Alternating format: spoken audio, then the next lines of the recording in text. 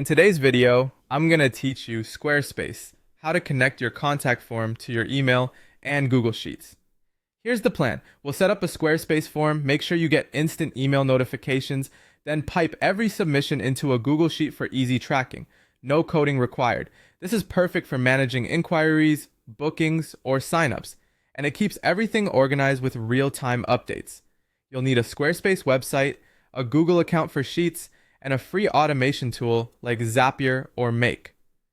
Let's start inside Squarespace.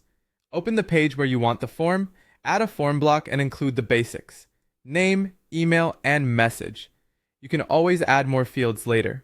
In the form storage settings, select email and enter the address where you want notifications to arrive. Give your form a clear name, like contact form, homepage, so it's easy to identify later.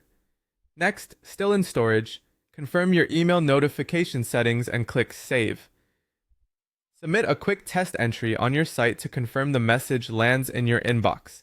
Testing now saves troubleshooting later. Now set up your Google Sheet. Create a new spreadsheet and title it Contact Form Responses.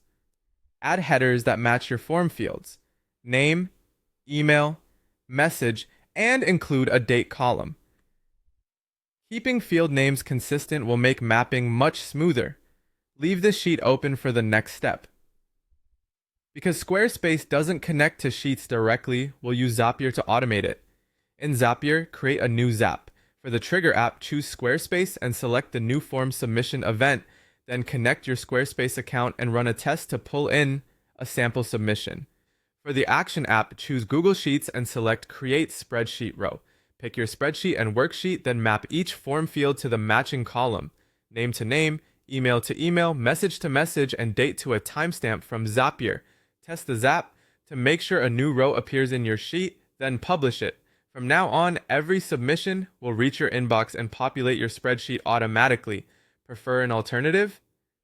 In Make, create a scenario, watch form submissions from Squarespace, add a Google Sheets module to add a row, map your fields, then activate the scenario. It's a solid option if you expect higher volume.